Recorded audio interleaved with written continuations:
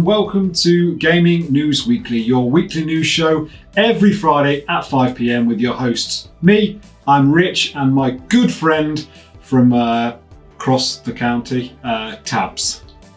Hey up, everyone! No, sorry. That was more of a colloquial-ism of where we grew up, weren't it, Rich? Hey Yeah, this is it. I don't know why I was going to say my companion from across the pond, but I don't know why I would have gone to that. It's like not even slightly true. From across your pond, maybe. Yeah, potential. But quite a bit to get through this week, and potential for Microsoft to have played their trump card and have forced our hand into buying Xboxes. More of that in the news. But we will start, as we do every week, with what we've been playing this week. And so, Tabs, why don't you tell us what we've been playing this week? Well, we overlap, don't we? Like a Venn diagram on this one, and we'll come back to that. But I'll kick off with my kind of like personal gaming activity. So, yeah, as I mentioned previous weeks, I've invested in a PS Vita. Currently debating whether I need to change the battery on that Vita because it's pretty weak. But I was kind of casting myself quite thin. I bought all these PS1 classic games, and I was touching, 10 minutes there, 10 minutes here with with different ones. But it's now naturally come into focus the game that I suppose has bitten me the most, and that is Suikoden, PS1 classic JRPG. So I've been putting a lot of time into that. Gist of it is, in a nutshell, it's what you'd expect from a JRPG. To be honest, there's a lot of rough edges to it. It's a PS1 game, given its age. Some of the battle system, for example, is just not very dynamic or sophisticated. It's very straightforward. But one thing that's really cool about it, essentially, as you play the game, you eventually find a world base, and then part of the game is actually to recruit members to like an army. You're like the leader of this liberation army.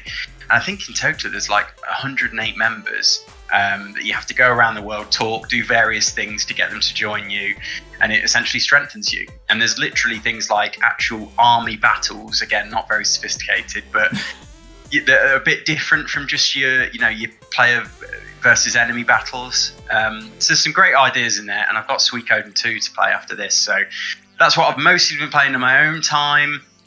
But why don't you, Rich, tell us all about Save My Breath? Tell us a bit more about what we've been doing with It Takes Two.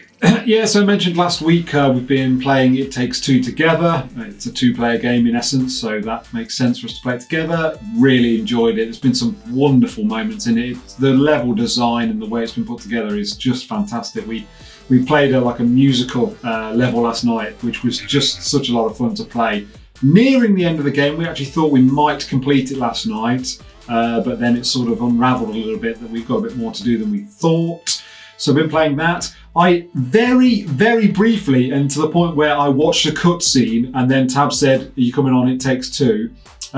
Started Oddworld, but literally I paused it and then the PS5 turned itself off for power saving mode. So this is Soulstorm, isn't it? Soulstorm, yeah, absolutely, yeah, the new one that's out, and it's free on PlayStation Plus this month. So if you haven't got it, go and get it.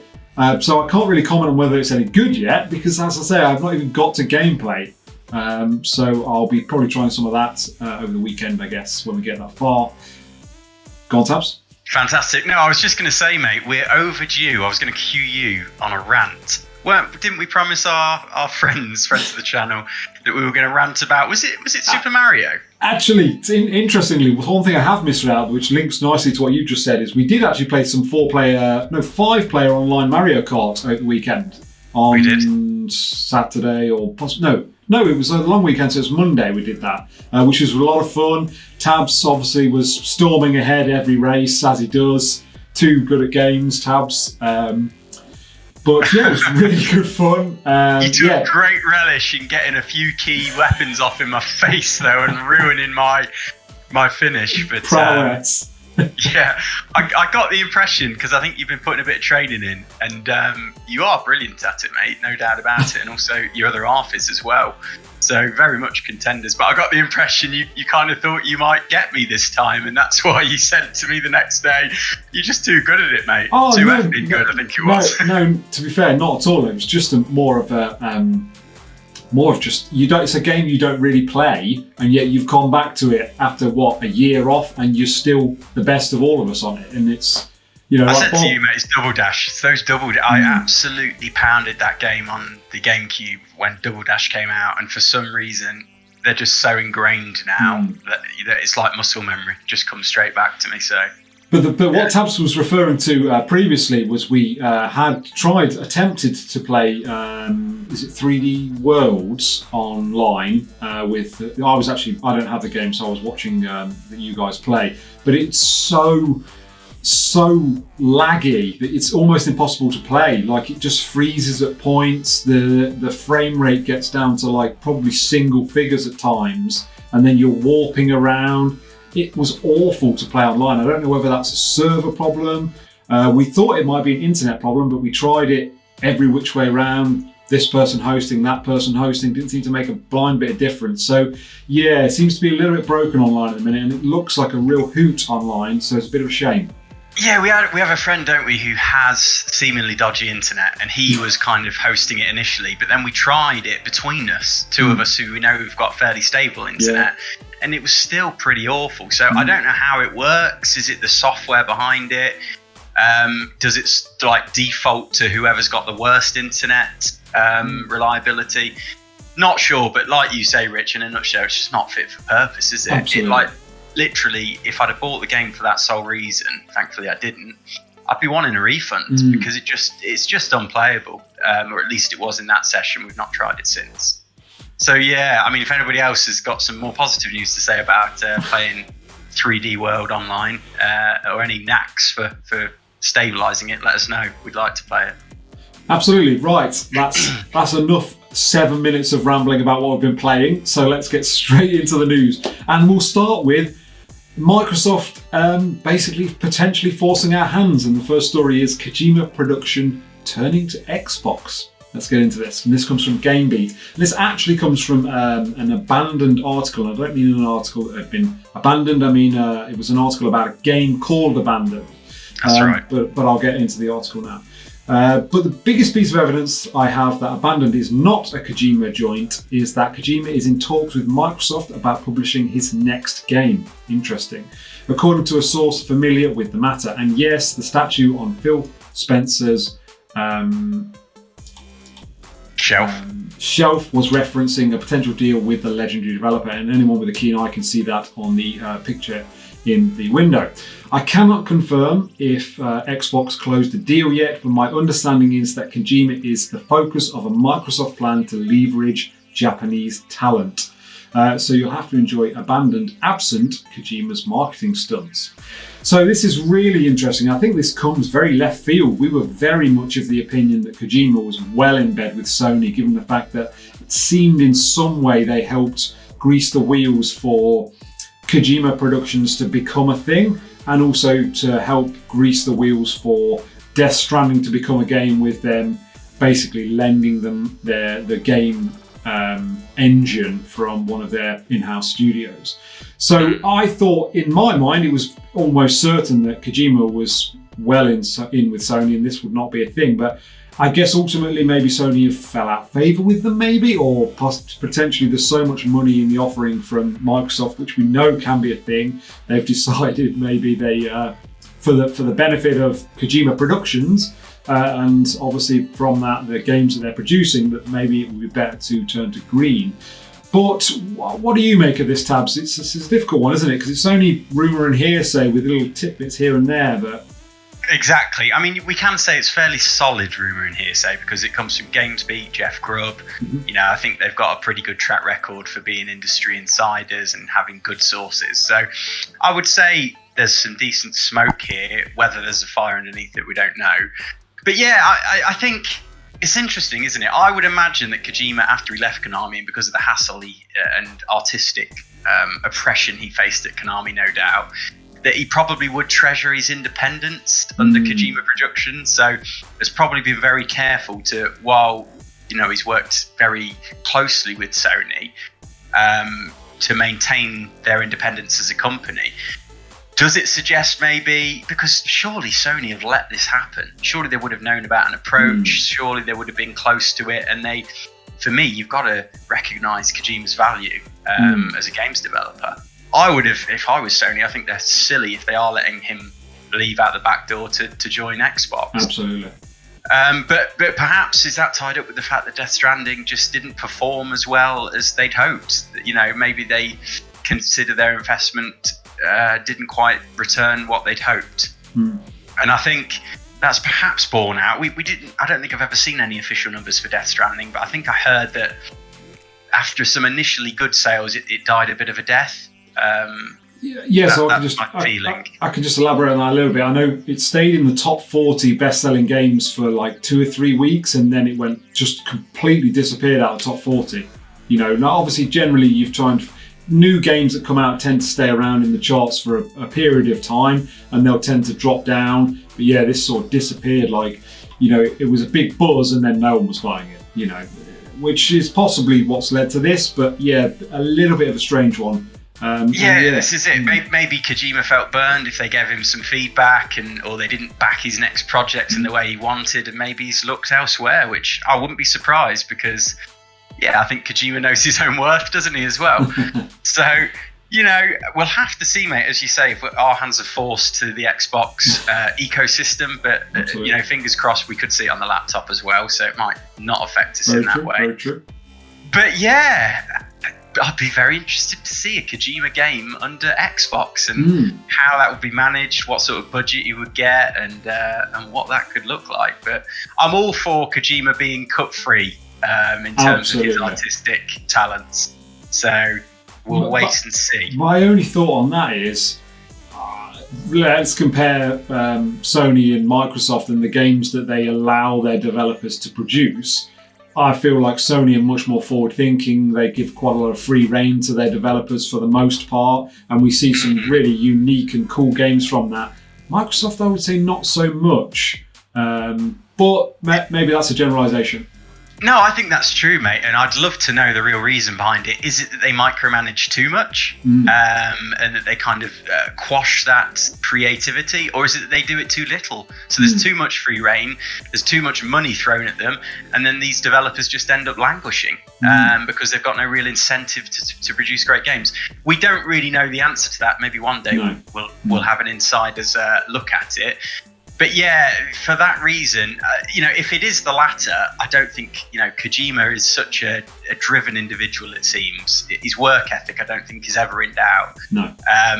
So I think, you know, he's at the helm of his own company. I think he's incentivized to make them work for him. And I think he's proven that, did they get Death Stranding out in 3-4 years or something? Which they did, yeah. But as I mentioned, that with an engine that was given to them, with some, obviously they did work on the engine to, you know, make it better. But yeah, obviously that's a big leap in terms of the amount of work that's required straight off the bat. But yeah, it is. But when you compare it to other, you know, I'd argue it's close to a AAA experience. You know, we sometimes see them, Rockstar, CD Projekt Red, 6 years, 7 years, 8 years plus. You know, I mean, there's no doubt it's a AAA title as far as I'm concerned. The cutscenes, the grandeur of it, whether you agree or disagree with the gameplay from moment to moment is a completely different subject. It's definitely a AAA game. You're right, but we're doing that Death Stranding thing again, mate. We're going right off the rails and turning this into a Death Stranding analysis. Hilarious. Move us on, mate. Move us on. I'll bring us back home with topic number 2 today. So it's titled Switch Firmware Update Hinting Switch Pro ? Not my most pithiest of headlines, but that'll do. So courtesy of IGN, this article, Oatmeal Dome initially spotted that the update seems, this is a firmware update for the Switch, seems to allow for the Switch's dock to be updated itself, something that shouldn't be necessary given how basic the components in the dock are. However, HEXKYZ on Twitter pointed out that the use of the term CRDA in the firmware seems to stand for Cradle Aula. Quite an extrapolation there. Cradle being the internal term for the Switch dock, and Aula being a purported code name for the much-rumoured 4K Switch upgrade.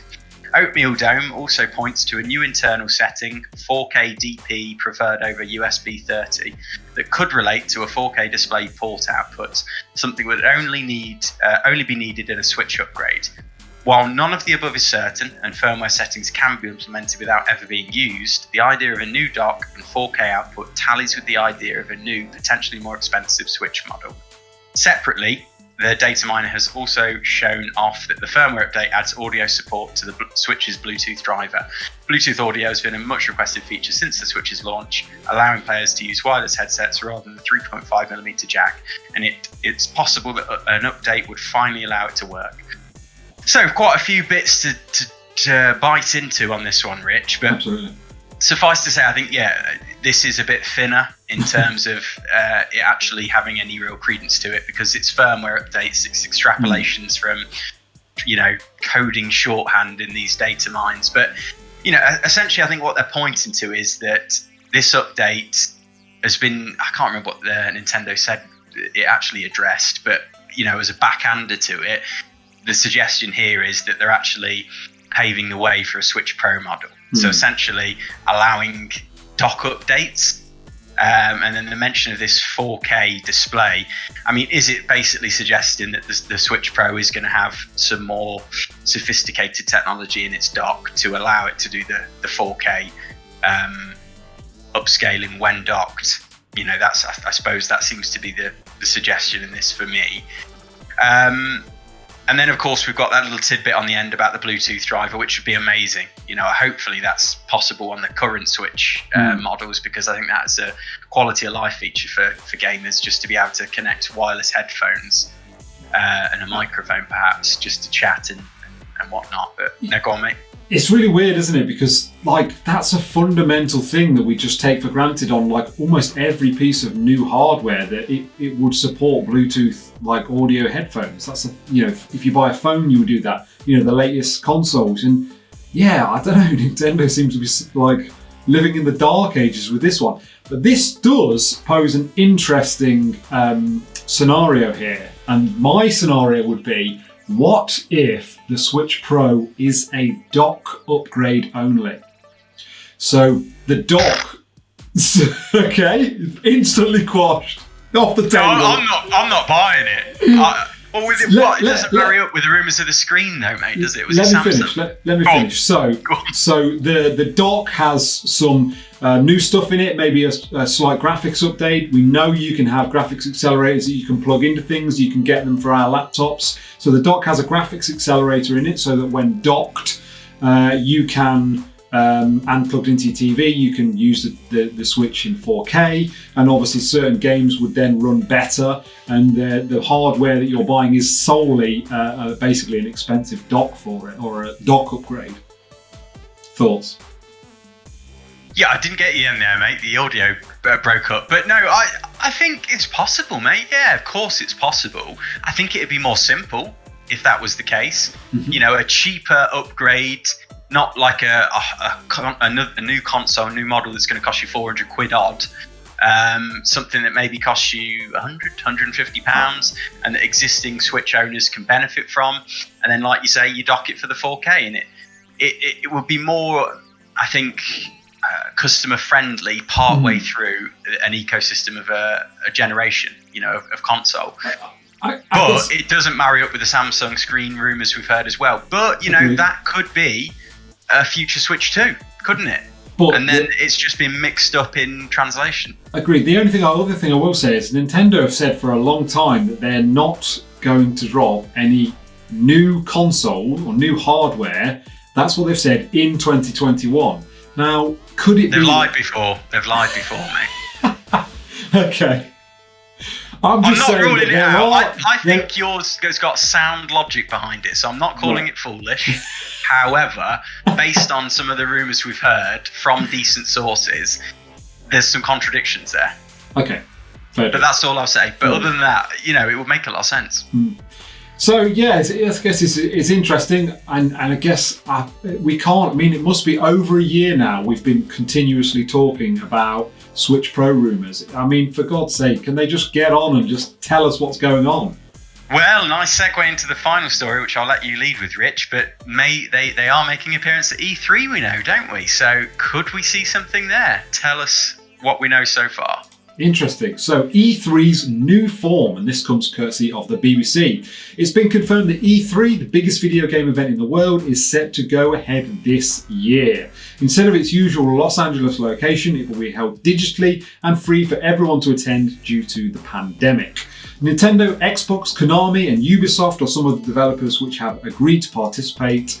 Notably absent are EA, Activision and Sony, who also missed last year, but this isn't unusual and often happened before the pandemic too. The show, which connects developers and publishers with gamers, was forced to cancel last year due to global lockdowns, and everyone knows how that went down for us because we were hoping to go. Entertainment Software Association, which runs the event, hasn't yet given any clues about how it will take hold. Fans will be expecting to see lots of trailers, game demonstrations and pre-filmed interviews with the biggest names in the industry, and the whole event will be free to take part in with no VIP packages or paywall features, which we did mention in everything else last week that we thought it would be free. So yeah, interesting. I mean, there's some rumours that are sort of circulating that whether there'll be some sort of participation in this. So we're not sure on that, are we, Tabs? We did speak before this whether that might be a thing, but...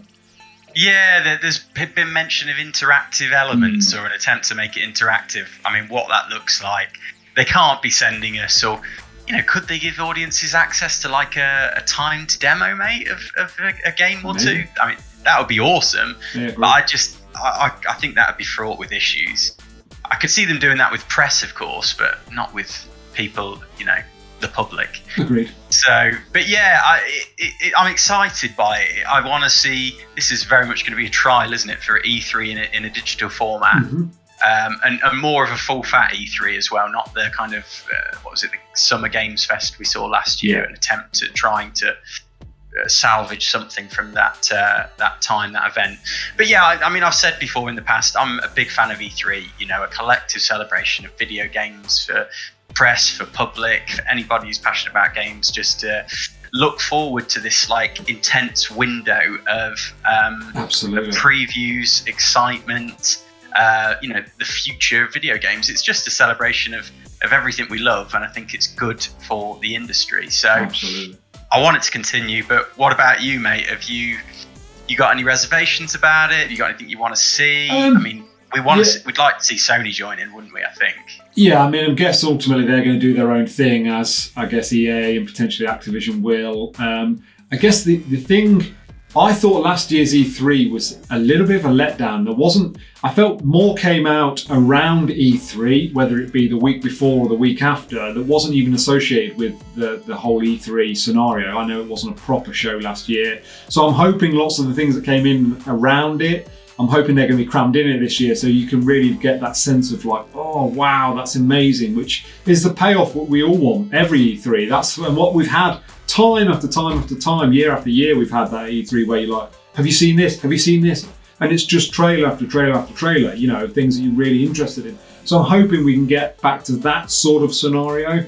And it will be interesting. I'll tell you what, ace, mate, just a thought coming to my head, if we could do some sort of like over the shoulder virtual tour of the, what is it, Super Nintendo land or world? How cool would that be? I'd love that. I know they sort of did it with Shigeru, but something like that. Anyway, sorry, carry on. So it's interesting. I'm excited for it. I'm glad something's going to happen, and it sounds like it's going to be more organised than maybe last year's was. You know, last year's was all a bit like rushed, put together. It sounds like some proper minds are behind this and actually working together to get something, you know, properly together. So yeah, it's exciting. I don't know what you think, Tabs. Yeah, and of course, good that we're not going to have to pay for it, which was obviously a rumour at one point. I mean, that would have been ridiculous for me. Agreed. So I'm very glad. But should we move on to everything else? Hit firing away. Absolutely. So first up, we've got Deathloop has been delayed till September 2021. So I'm not sure when that was. I think it's maybe a few months delay. Not too bad. And then second up, I think that'll do us. We've got Monster Hunter Rise error code 2003-0013 causes hard crashes on the Switch. Oh no, not good. Not good at all. Can you imagine if you lost some save as well? That would be horrendous on that kind of game, given how much time. Whenever there's a save issue like that, it's a deal breaker for me. I'd rather just stop playing it until they fix it, I think. Agreed. But to be fair, I don't know whether that, I didn't read into the story, it was more of a headline. So yeah, interesting. Right, that does the news. Hope you've enjoyed it. A bit of a lengthy one this week. We spoke way too long at the start about what games we've been playing. If you have enjoyed what you've seen and you want to get involved, get down in the comments, drop us a comment. We try and respond to all of them we can, and we love to get engaged with people that liking games just like we do. So if you're new here and you've enjoyed it, give us a subscribe and remember to click that bell for notifications. But I think that is all we've got time for this week. Another one for the archive. Stamps and completed.